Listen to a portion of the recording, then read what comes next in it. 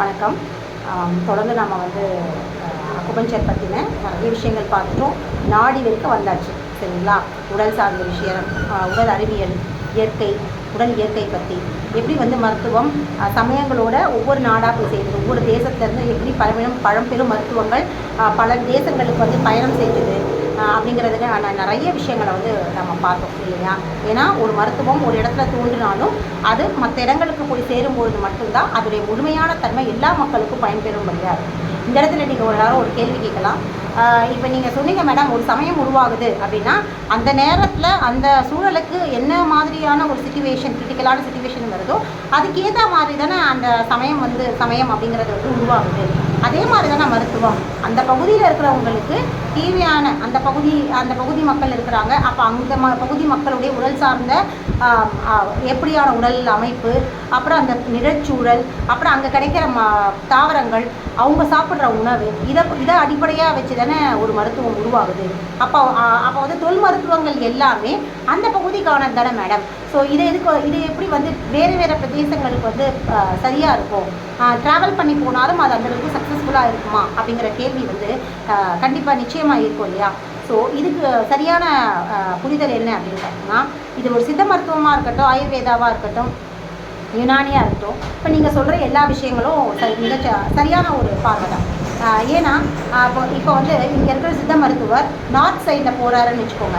அங்கே போயிட்டு அவருக்கு தேவையான இந்த நிலவேம்பு கஷாயம்னு வச்சுக்கோங்களேன். அந்த நிலவேம்பு எங்கே கிடைக்கும்? இங்கே இருக்கிற பகுதியில் சவுத் சைடில் இருக்கிற மேற்கு தொடர்ச்சி மலை, இந்த மாதிரியான மலைப்பகுதிகளில் தான் அந்த நிலவேம்பு, சாதாரண வேம்பு கிடையாது, நிலவேம்பு அப்படிங்கிற ஒரு மலைப்பகுதியில் இருக்கிற வேம்பு.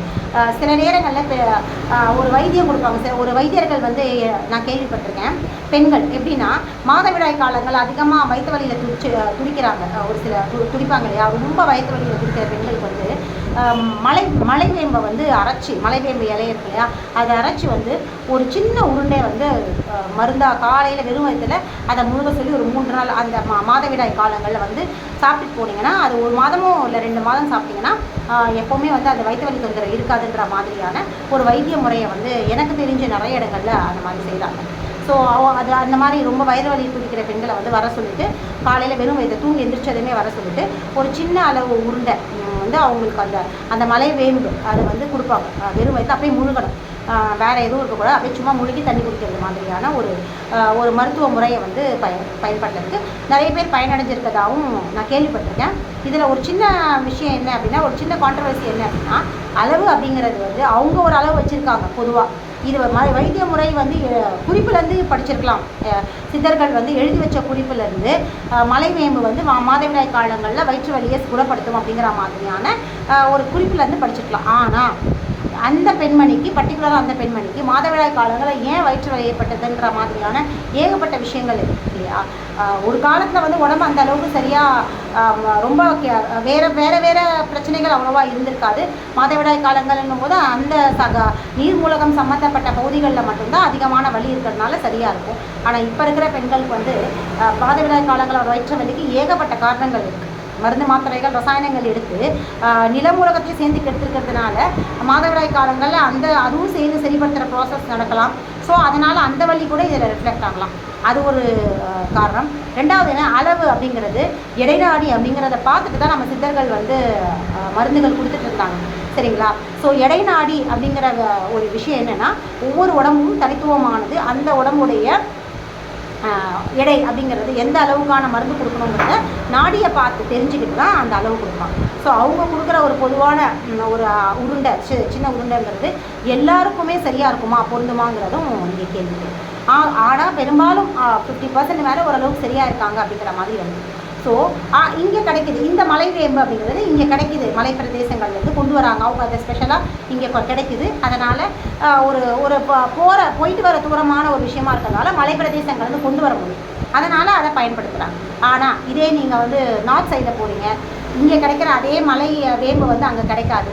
அப்போ இங்கே இருக்க சித்த மருத்துவர்கள் அங்கே போய் இதே நிலவேம்பு கஷாயமோ இல்லை மலைவேம்பில் செய்ய வேண்டிய அந்த ஒரு சூரணமோ செய்யணும் அப்படின்னு நினச்சாங்கன்னா அது சாத்தியமா இல்லையா? கண்டிப்பாக முடியாது. அங்கே போய் எல்லா தாவரங்களும் தேடிட்டுருக்க முடியாது. இங்கே கிடைக்கிற தாவரங்கள் மருந்துகளுக்கான தாவரங்கள். அப்போ ஆயுர்வேதம் அப்படிங்கிறது என்னன்னா அந்த நிலப்பகுதியில் அந்தந்த தாவரங்களுக்காக உருவாக்கப்பட்ட ஒரு முறை. இதனால தான் திருவள்ளுவர் எல்லா பகுதிகளையும் அலசி இந்தியா முழுக்கவுமான பழங்குடி மருத்துவங்கள். பழங்குடி அப்படின்னாலே உடனே நீங்கள் ஷெட்யூல் ட்ரைப்ஸ்க்கு போயிடாதீங்க. பழங்குடி எல்லாருமே பழங்குடிகள் தான். நம்ம பிறந்த நம்ம மூதாதையர்கள் எல்லாருமே பழங்குடியினர் தான். அப்போது பழங்குடி மருத்துவம்ன்றது காலாதி காலங்களாக பாரம்பரியமாக கடைபிடிச்சிட்டு வர மருத்துவம். ஆங்கில மருத்துவத்தை தவிர மற்றது எல்லாமே வந்து பாரம்பரிய மருத்துவங்கள் தான். சரிங்களா? ஸோ இப்படி திருவள்ளுவர் எல்லா பழம்பெரும் மருத்துவங்களையும் அலசி ஆராய்ந்து அதுக்கப்புறம் தான் மருந்தே தேவையில்லை அப்படிங்கிற ஒரு கட்டத்துக்கு வந்துட்டார்.